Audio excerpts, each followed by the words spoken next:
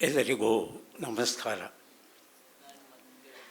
ಎಲ್ಲರಿಗೂ ನಮಸ್ಕಾರ. ಹೇಗಿದ್ದೀರಿ? ಒಬ್ಬರು ಕೇಳಿದ್ರು ನೀವು ಹೇಗಿದ್ದೀರಾ ಅಂತ. ತುಂಬ ಸಂತೋಷ. ನಾನು ಚೆನ್ನಾಗಿದ್ದೇನೆ. ನಾವೆಲ್ಲರೂ ಚೆನ್ನಾಗಿರೋಣ. ಕನ್ನಡ ಶಬ್ದಾರ್ಥಕೋಶ ಇವತ್ತು ಲೋಕಾರ್ಪಣೆಯಾಗಿದೆ.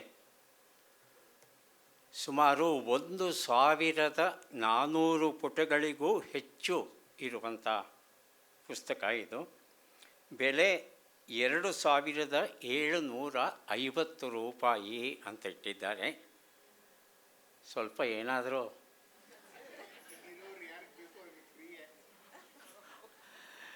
ಸರ್, ಉಚಿತವಾಗಿ ಕೊಟ್ಟರೆ ಅದಕ್ಕೆ ಬೆಲೆ ಇರೋದಿಲ್ಲ.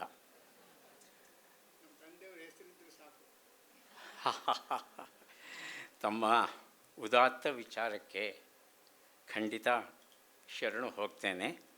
ಕನ್ನಡ ಶಬ್ದಾರ್ಥಕೋಶ ಈ ಒಂದು ಕೃತಿಯ ಬಗ್ಗೆ ಸಮಗ್ರವಾಗಿ ಮಾತಾಡಿದ್ದಾರೆ ಹಿರಿಯರಾದ ಗೋರು ಚನ್ನಬಸಪ್ಪನವರು. ಪುಸ್ತಕವನ್ನು ಈಗಷ್ಟೇ ನಾನು ನೋಡ್ತಾ ಇರೋ ಕಾರಣ ಈ ಪುಸ್ತಕದ ತಿರುಳಿನ ಬಗ್ಗೆ ಹೆಚ್ಚು ಮಾತನಾಡೋದಕ್ಕೆ ಹೋಗೋದಿಲ್ಲ. ಆದರೆ ನನ್ನನ್ನು ಕಾಡ್ತಾ ಇರತಕ್ಕಂಥ ಕೆಲವು ಮೂಲಭೂತ ಪ್ರಶ್ನೆಗಳು ಏನಿದೆ ಅದರ ಬಗ್ಗೆ ಒಂದಷ್ಟು ಹಂಚ್ಕೋಬೇಕು ಅಂತ ನನಗೆ ಆಸೆ. ಮನುಷ್ಯ ತನ್ನನ್ನು ತಾನು ಬುದ್ಧಿವಂತ ಮನುಷ್ಯ, ಹೋಮೋಸೆಪಿಯನ್ಸ್ ಅಂತ ಕರ್ಕೊಂಡ. ಬೇರೆಯವ್ರು ಯಾರೂ ಕರೀಲಿಲ್ಲ. ಆದರೆ ಅವನು ತನಗೆ ತಾನೇ ನಾನು ಬುದ್ಧಿವಂತ ಮನುಷ್ಯ, ಹೋಮೋಸೆಪಿಯನ್ಸ್ ಅಂತ ಕರ್ಕೊಂಡ. ಹೀಗೆ ತನ್ನನ್ನು ತಾನು ಕರ್ಕೋಬೇಕಾದರೆ, ನಾನೇ ಬುದ್ಧಿವಂತ ಅಂತ ಹೇಳ್ಕೋಬೇಕಾದರೆ ಅದಕ್ಕೆ ಏನಾದರೂ ಕಾರಣಗಳು ಇರಲೇಬೇಕಲ್ವಾ? ಆ ಕಾರಣಗಳು ಏನು ಅಂದರೆ ಪ್ರಶ್ನೆಯನ್ನು ಕೇಳುವ ಗುಣ. ಮನುಷ್ಯ ತನ್ನ ಎದುರು ಬಂದಂಥ, ತನ್ನ ಅನುಭವಕ್ಕೆ ಬಂದಂಥ, ತನಗೆ ಕಾಣುವಂಥ ಪ್ರತಿಯೊಂದನ್ನು ಪ್ರಶ್ನೆ ಮಾಡಲಿಕ್ಕೆ ಶುರು ಮಾಡ್ದ. ಪ್ರಶ್ನೆ ಮಾಡಬಹುದು, ಅದರ ಉತ್ತರ ಕೊಡೋರು ಯಾರು? ವಿಶೇಷ ಅಂದರೆ ತಾನು ಕೇಳುವ ಪ್ರಶ್ನೆಗಳಿಗೆ ತಾನೇ ಉತ್ತರವನ್ನು ಹುಡುಕುವ ಒಂದು ಪ್ರಯತ್ನವನ್ನು ನಮ್ಮ ಪೂರ್ವಜ ಮಾಡ್ದ. ಪ್ರಶ್ನೆಗಳು ವಿಶಾಲವಾಗಿ 2 ವರ್ಗಗಳಲ್ಲಿದ್ದವು. ಮೊದಲನೇ ಪ್ರಶ್ನೆ ತನ್ನ ಬಗ್ಗೆ. ನಾನು ಯಾರು, ಎಲ್ಲಿಂದ ಬಂದೆ, ಯಾಕೆ ಬಂದೆ, ಕರೆತಂದವರು ಯಾರು, ನನ್ನ ಬದುಕಿನ ಉದ್ದೇಶವೇನು? ಹೀಗೆ ತನ್ನ ಬಗ್ಗೆ ನಿರಂತರವಾಗಿ ಪ್ರಶ್ನೆಗಳನ್ನು ಕೇಳ್ತಾ ಅದಕ್ಕೆ ತನ್ನದೇ ಆದ ರೀತಿಯಲ್ಲಿ ಉತ್ತರಗಳನ್ನು ಕೊಡ್ತಾ ಮುಂದುವರೆದಾಗ ಈ ಧರ್ಮ ಎನ್ನುವ ಒಂದು ಪರಿಕಲ್ಪನೆಯನ್ನು ಏನು ನಾವಿಟ್ಕೊಂಡಿದ್ದೇವೆ ಅದರ ಮೂಲ ಬೀಜ ಬಿತ್ತಿದ ಕ್ಷಣ ಅದು. ತನ್ನ ಬಗ್ಗೆ ತಾನು ಪ್ರಶ್ನೆ ಮಾಡೋಕ್ಕೆ ಶುರು ಮಾಡಿದಾಗ, ಅದಾದ ನಂತರ ತನ್ನ ಸುತ್ತಮುತ್ತಲಿನ ಪ್ರಕೃತಿ ಏನಿತ್ತು ಅದರ ಬಗ್ಗೆ ಪ್ರಶ್ನೆ ಮಾಡಲಿಕ್ಕೆ ಶುರು ಮಾಡ್ದ. ಸೂರ್ಯ ಯಾಕೆ ಪೂರ್ವದಲ್ಲೇ ಹುಡ್ತಾನೆ, ಪಶ್ಚಿಮದಲ್ಲೇ ಮುಳುಗ್ತಾನೆ? ಹಗಲು ರಾತ್ರಿ ಯಾಕೆ ನಡೆಯುತ್ತೆ? ಮಳೆಗೆ ಮೊದಲು ಗುಡುಗು ಸಿಡಿಲು ಯಾಕೆ ಹೊಡೆಯುತ್ತೆ? ಮಳೆ ಯಾಕೆ ಯಾವಾಗಲೂ ಬರೋದಿಲ್ಲ? ಹೀಗೆ ತನ್ನ ಸುತ್ತಮುತ್ತಲ ಪ್ರಕೃತಿ ಏನಿದೆ, ಆ ಪ್ರಕೃತಿಯಲ್ಲಿ ನಡೆಯುವ ವ್ಯಾಪಾರಗಳು ಏನಿವೆ ಅವೆಲ್ಲವನ್ನು ಕುರಿತು ಚಿಂತನ ಮಂಥನ ನಡೆಸ್ತಾ ಹೋದಾಗ ಇವತ್ತು ನಾವು ಯಾವುದನ್ನು ವಿಜ್ಞಾನ ಅಂತ ಕರಿತೇವೆ ಅದರ ಮೂಲ ಬೀಜ ಆರಂಭವಾಯಿತು ಆಗ. ಇದು ಇವನ ಮೊದಲ ಹುಟ್ಟುಗುಣ, ಪ್ರಶ್ನೆಯನ್ನು ಕೇಳೋದು, ಉತ್ತರವನ್ನು ಕಂಡುಕೊಳ್ಳೋ ಪ್ರಾಮಾಣಿಕ ಪ್ರಯತ್ನವನ್ನು ಮಾಡೋದು. ಎರಡನೆಯ ಹುಟ್ಟುಗುಣ ಒಂದಿದೆ, ಅನ್ವೇಷಣಾ ಮನೋಭಾವ. ಕುಳಿತ ಕಡೆ ಕುಳಿತಿರು ಅಂದರೆ ಆಗಲ್ಲ ಅವನಿಗೆ. ಅಲ್ಲೇನಿದೆ, ಇಲ್ಲೇನಿದೆ, ಹುಡುಕಾಟ. ಈ ಹುಡುಕಾಟದ ಫಲವಾಗಿ ಇಂದಿಗೆ 90,000 ವರ್ಷಗಳ ಹಿಂದೆ ಮನುಕುಲದ ಮಹಾವಲಸೆ ಹೊರಡುತ್ತೆ ಪೂರ್ವ ಆಫ್ರಿಕಾದಿಂದ. ಅದು ಯುರೋಪ್ ಮತ್ತು ಏಷ್ಯಾ ಖಂಡವನ್ನು ತಲುಪಿದ್ರೆ 80,000 ವರ್ಷಗಳ ಹಿಂದೆ ಹೊರಟಂಥ ಮನುಕುಲದ ಎರಡನೇ ಮಹಾವಲಸೆ ಏನಿದೆ ಅದು ಕೆಂಪು ಸಮುದ್ರವನ್ನು ದಾಟಿ ಸೌದಿ ಅರೇಬಿಯಾ ಪರ್ಯಾಯ ದ್ವೀಪವನ್ನು ತಲುಪಿ ಅಲ್ಲಿಂದ ಇರಾನ್ ಇರಾಕ್ ಪ್ರದೇಶ, ಅಲ್ಲಿಂದ ಭಾರತ, ಭಾರತದಿಂದ ಆಸ್ಟ್ರೇಲಿಯಾ, ಹೀಗೆ ಇಡೀ ಜಗತ್ತಲ್ಲಿ ಹರಡೋದಕ್ಕೆ, ಮನುಕುಲ ಹರಡೋದಕ್ಕೆ ಕಾರಣವಾಗುತ್ತೆ ಇವನ ಅನ್ವೇಷಣಾ ಮನೋಭಾವ. ಇದು ಇವನ ಹುಟ್ಟುಗುಣ. ಇವೆರಡಕ್ಕೂ ಭಿನ್ನವಾದ ಮುಖ್ಯವಾದ ಮೂರನೆಯ ಒಂದು ಹುಟ್ಟುಗುಣ ಇದೆ. ಒಬ್ಬ ಮನುಷ್ಯ ತನ್ನ ಬದುಕಲ್ಲಿ ತಾನೇನು ಕಲ್ತ್ಕೊಂಡಿದ್ದಾನೆ, ಏನು ಅನುಭವವನ್ನು ಗಳಿಸಿದ್ದಾನೆ, ಅದು ಮುಂದಿನ ತಲೆಮಾರಿಗೆ ಸಿಗಬೇಕು. ತನ್ನೊಡನೆಯೇ ಅವಸಾನ ಆಗಬಾರದು ಅನ್ನೋ ಒಂದು ಅದಮ್ಯ ಒತ್ತಡ ಅವನಲ್ಲಿ ರೂಪುಗೊಳ್ಳುತ್ತೆ. ಆಗ ಆತ ಆ ಅನುಭವಗಳನ್ನೇ ಕಥೆಗಳ ರೂಪದಲ್ಲಿ ಹೇಳೋಕ್ಕೆ ಶುರು ಮಾಡ್ದ. ಹಾಡುಗಳ ರೂಪದಲ್ಲಿ ಬರೆದು ಹಾಡ್ದ, ಕುಣಿದ, ಅಭಿನಯ ಮಾಡ್ದ. ಗುಹೆಯ ಭಿತ್ತಿಯ ಮೇಲೆ ಒಂದಷ್ಟು ಚಿತ್ರಗಳನ್ನು ರಚಿಸಿದ, ಕಲ್ಲುಗಳ ಮೇಲೆ ಕೆತ್ತೋಕೆ ಶುರು ಮಾಡಿದ. ಒಟ್ಟಲ್ಲಿ ತನ್ನ ಮನಸ್ಸಲ್ಲಿ ಏನಿದೆಯೋ ಅದು ಮುಂದಿನ ತಲೆಮಾರಿಗೆ ವರ್ಗಾವಣೆ ಆಗಬೇಕು. ಬದುಕಲ್ಲಿ ನಾನು ಕಷ್ಟಪಟ್ಟ ಹಾಗೆ ಅವರು ಪಡಬಾರದು. ಬದುಕಲ್ಲಿ ನಾನು ಕಲಿತಿರುವಂಥ ಸಾರ್ವಕಾಲಿಕ ಸತ್ಯಗಳು ಏನಿವೆ ಆ ಸತ್ಯಗಳನ್ನು ಅವನು ಮತ್ತೆ ಅನುಭವಿಸಿ ಯಾಕೆ ಕಲಿಬೇಕು, ನಾನೇ ಸಿದ್ಧ ರೂಪದಲ್ಲಿ ಕೊಡ್ತೇನೆ. ಹೀಗೆಲ್ಲ ಅವನ ವಿಚಾರ ನಡೆದ ಕಾರಣ ಮೌಖಿಕ ಕಾವ್ಯ ಆರಂಭವಾಯಿತು.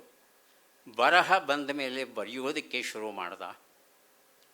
ಆರಂಭದ ದಿನಗಳಲ್ಲಿ ಇದು ಕಂಠಪಾಠದ ಮೂಲಕ ಒಂದು ತಲೆಮಾರಿನಿಂದ ಮತ್ತೊಂದು ತಲೆಮಾರಿಗೆ ಹೇಗೆ ವರ್ಗಾವಣೆ ಆಗ್ತಾ ಇತ್ತು ಅನ್ನೋದಕ್ಕೆ ಅತ್ಯುತ್ತಮ ಉದಾಹರಣೆ ವೇದಗಳು ನಮಗೆ ಗೊತ್ತಿದೆ. ಅದರಲ್ಲೂ ವೇದಗಳಲ್ಲಿ ಈ ಘನಪಾಠ ಅನ್ನೋ ತಂತ್ರ ಏನಿದೆ, ಒಂದೇ ಒಂದು ಅಕ್ಷರವೂ ತಪ್ಪಾಗದ ಹಾಗೆ ಈ ವೇದ ಮಂತ್ರಗಳನ್ನು ಮತ್ತೊಂದು ತಲೆಮಾರಿಗೆ ವರ್ಗಾಯಿಸುವ ಒಂದು ವಿಶಿಷ್ಟ ತಂತ್ರವನ್ನು ರೂಪಿಸ್ಕೊಂಡ. ಇಂತಹ ತಂತ್ರ ಜಗತ್ತಿನ ಬೇರೆ ಯಾವುದಾದರೂ ಭಾಷೆಯಲ್ಲಿ ಇದೆಯಾ ಅಂದರೆ ನನಗೆ ತಿಳಿದ ಮಟ್ಟಿಗೆ ಇಲ್ಲ. ಹೀಗೆ ಅನೇಕ ವಿಧಾನಗಳ ಮೂಲಕ ತನ್ನೆಲ್ಲ ಅನುಭವಗಳನ್ನು ದಾಖಲೆ ಮಾಡಲಿಕ್ಕೆ ಶುರು ಮಾಡಿದ. ಹಾಗಾಗಿ ರಾಮಾಯಣ, ಮಹಾಭಾರತ ಎಲ್ಲವೂ ಸಹ ಮೂಲ ರೂಪದಲ್ಲಿ ನಮಗೆ ಸಿಗೋದಕ್ಕೆ ಸಾಧ್ಯವಾಗಿದೆ. ಇದು ಮನುಷ್ಯನ ಹುಟ್ಟುಗುಣ. ಈ ಹುಟ್ಟುಗುಣವನ್ನು ತಡೆಗಟ್ಟೋದು ಬಹಳ ಕಷ್ಟ. ಒಂದು ಉದಾಹರಣೆ ಕೊಡ್ತೇನೆ. ನಮ್ಮಲ್ಲಿ ಓರ್ವ ಹಿರಿಯ ಸಂಪಾದಕರಿದ್ದರು, ಕೆ ಶಾಮರಾವತ. ಕರ್ಮವೀರ ಮುಂತಾದ ಪತ್ರಿಕೆಗಳಲ್ಲಿ ಸಂಪಾದಕರಾಗಿ ಅದ್ಭುತವಾದ ಕೆಲಸವನ್ನು ಮಾಡಿದಂಥ ಹಿರಿಯರು. ತಮ್ಮ ಸಿಬ್ಬಂದಿಯಲ್ಲಿ ಯಾರಾದರೂ ಒಬ್ಬರು ಒಂದು ತಪ್ಪನ್ನು ಮಾಡಿದ್ರೆ ಅವರನ್ನು ಕರೆದು ಬೈತಿರಲಿಲ್ಲ. ಏನು ಮಾಡೋರು, ಕಚೇರಿಯ ನಡುವೆ ಮಧ್ಯಭಾಗದಲ್ಲಿ ಒಂದು ಕುರ್ಚಿ ಹಾಕಿ ಒಂದು ಪುಟ್ಟ ಟೇಬಲ್ ಇಟ್ಟು, ಇಲ್ಲಿ ಕೂತ್ಕೊಳ್ಳಪ್ಪ, ನೀನು ಕೂತ್ಕೊಂಡು ಏನು ಸರ್ ಮಾಡಲಿ, ಏನೂ ಮಾಡಬೇಕಾಗಿಲ್ಲ, ಸುಮ್ಮನೆ ಕೂತ್ಕೊ. ಬೆಳಗ್ಗೆಯಿಂದ ಸಂಜೆವರೆಗೂ ಸುಮ್ಮನೆ ಕೂತಿರಬೇಕು. ಒಂದು ದಿನ ಕೂತ್ಕೊಳ್ಳೋಕ್ಕೆ ಬೇಸರ ಬರುತ್ತೆ. ಯಾಕಂದರೆ ಆತನ ಸಹೋದ್ಯೋಗಿಗಳೆಲ್ಲ ಎಲ್ಲ ಕಡೆ ಓಡಾಡ್ತಾ, ಯಾವುದೋ ಸುದ್ದಿಯ ಬಗ್ಗೆ ಚರ್ಚೆ ಮಾಡ್ತಾ, ಯಾವುದೋ ಕಥೆಯ ಬಗ್ಗೆ, ಯಾವುದೋ ಶಬ್ದದ ಬಗ್ಗೆ, ಯಾವುದೋ ವ್ಯಕ್ತಿಯ ಬಗ್ಗೆ ಎಲ್ಲ ಮಾತಾಡೋವಾಗ ಇವನು ಸುಮ್ಮನೆ ಇರಲಿಕ್ಕೆ ಸಾಧ್ಯವೇ? ಯಾಕಂದರೆ ಈತ ಬರಹಗಾರ ಮೂಲತಃ. ನಾನೂ ಮಾತಾಡಬೇಕು, ನನಗೆ ತಿಳಿದಿರೋ ವಿಚಾರ ಹೇಳ್ಕೋಬೇಕು, ಹಂಚ್ಕೋಬೇಕು. ಎಷ್ಟೇ ಪ್ರಯತ್ನ ಪಟ್ಟರು ಶಾಮರಾವ್ ಮಾತ್ರ ಮಾತು ಆಡೋ ಹಾಗಿಲ್ಲ, ಬರೆಯೋ ಹಾಗಿಲ್ಲ, ಓದೋ ಹಾಗಿಲ್ಲ, ಸುಮ್ಮನೆ ಕೂತ್ಕೋಬೇಕು ನೀನು ಅಷ್ಟೆ. ಈ ರೀತಿಯಾದ ಅಪರೂಪದ ವಿಶಿಷ್ಟ ಶಿಕ್ಷೆಯನ್ನು ಕೊಡ್ತಾಯಿದ್ರು. ಆದರೆ ನಿಜವಾದ ಬರಹಗಾರನಿಗೆ ಒತ್ತಡ ಎಷ್ಟಿರುತ್ತೆ ಅಂದರೆ, ಅಯ್ಯೋ ಬರೀಲೇಬೇಕು, ಇಲ್ಲದ್ರೆ ನಾನು ಸತ್ತೇ ಹೋಗ್ತೇನೆ ಅಂತಕ್ಕಂಥ ಒಂದು ಮನೋಭಾವ ರೂಪುಗೊಳ್ಳುತ್ತೆ. ತಕ್ಷಣವೇ ಹೋಗಿ ಶಾಮರಾವ್ ಅವರಲ್ಲಿ ಕ್ಷಮೆ ಕೇಳ್ತಾ ಇದ್ರಂತೆ. ಹೀಗೆ ಬರಹಗಾರನ ಮೂಲ ಗುಣ ಏನಿದೆ ಅದನ್ನು ಬಹಳ ಚೆನ್ನಾಗಿ ಅರಿತಿದ್ರು ಶಾಮರಾವ್ ಅವರು. ಇದು ಮನುಷ್ಯನ ಹುಟ್ಟು ಗುಣ. ಟಿ ಕೆ ಅನಂತ ನಾರಾಯಣ ಅವರಿಗೂ ಸಹ ಇಂತಹ ಹುಟ್ಟು ಗುಣ ಇತ್ತು. ಅವರು ಯಾವತ್ತೂ ಕನಸು ಕಂಡವರಲ್ಲ. ಇಷ್ಟು 3-4 ದಶಕಗಳಾದ ಮೇಲೆ ನಾನು ಮಾಡಿದ ಕೆಲಸ ಈ ಪುಸ್ತಕ ರೂಪದಲ್ಲಿ ಪ್ರಕಟವಾಗುತ್ತೆ ಅನ್ನೋ ಕನಸನ್ನೂ ಕಂಡವರಲ್ಲ. ಆತ್ಮತೃಪ್ತಿ, ನನಗೆ ತಿಳಿದಿರುವಂಥ ವಿಚಾರಗಳನ್ನು ಒಂದು ಕಡೆ ದಾಖಲಿಸಬೇಕು. ಮುಂದೆ ಯಾರಿಗೋ ಉಪಯೋಗ ಆಗಬಹುದೋ ಬಿಡಬಹುದೋ ಅದು ಬೇರೆ. ಕರ್ಮಣ್ಯವಾಧಿಕಾರಸ್ಥೆ, ನನ್ನ ಕೆಲಸ ನಾನು ಮಾಡ್ತೇನೆ. ಹೀಗೆ ನಿಷ್ಕಾಮದಿಂದ ಯಾವುದೇ ರೀತಿಯ ಕೀರ್ತಿಯನ್ನಾಗಲಿ ಹಣವನ್ನಾಗಲಿ ಮತ್ತೊಂದಾಗಲಿ ನಿರೀಕ್ಷೆ ಮಾಡದೆ, ಇದು ನನಗೆ ಖುಷಿ ಕೊಡುವಂಥ ಕೆಲಸ, ನನಗೆ ತಿಳಿದಿರುವ ಕೆಲಸವನ್ನು ಮುಂದಿನ ತಲೆಮಾರಿಗೆ ಬಿಟ್ಟು ಹೋಗ್ತಾ ಇದ್ದೇನೆ. ಹೀಗೆ ನಿರಂತರವಾಗಿ ಕೆಲಸವನ್ನು ಮಾಡ್ಕೊಂಬಂದರು, ನಿಸ್ಪೃಹವಾಗಿ ಕೆಲಸ ಮಾಡ್ಕೊಂಬಂದರು, ನಿಷ್ಕಾಮವಾಗಿ ಮಾಡ್ಕೊಂಬಂದರು.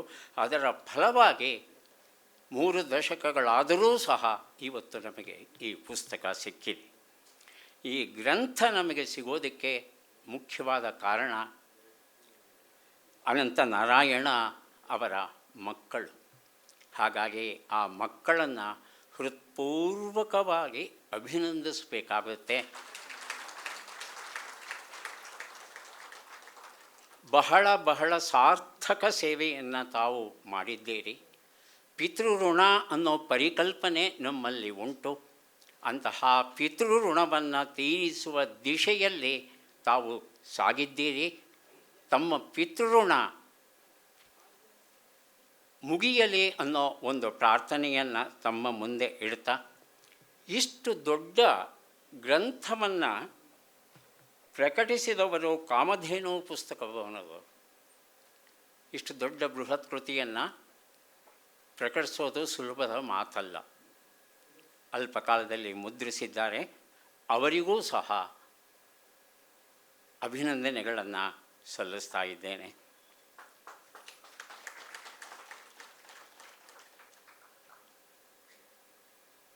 ಇನ್ನು ಈ ಪುಸ್ತಕದ ಲಾಭವನ್ನು ಪಡೆಯುವ ವಿಧಾನ ಏನು?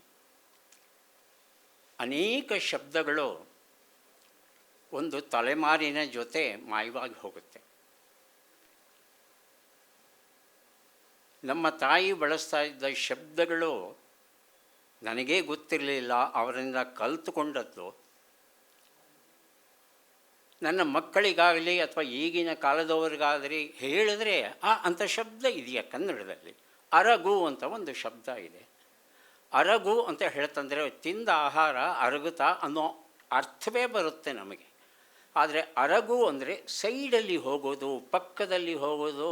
ಮಗನೇ ಅರುಗಾಗಿ ಹೋಗೋ ಅಂತ ಹೇಳ್ತಂದರೆ ಒಂದು ಪಕ್ಕದಲ್ಲಿ ಹೋಗು. ವಾಹನವನ್ನು ನಡೆಸೋವಾಗ ಯಾವತ್ತೂ ಹೇಳೋರು ಅರುಗಿಗೆ ಹೋಗು ಅಂತ.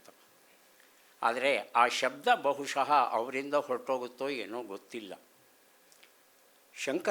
ಅನಂತನಾರಾಯಣ ಅವರು ತಮ್ಮ ಕಾಲದಲ್ಲಿ ತಾವು ಕಂಡಂಥ ಶಬ್ದಗಳು, ಕೇಳಿದಂಥ ಶಬ್ದಗಳು, ಅವುಗಳ ಅರ್ಥ ಇವೆಲ್ಲವನ್ನೂ ಬರೆದಿದ್ದಾರೆ.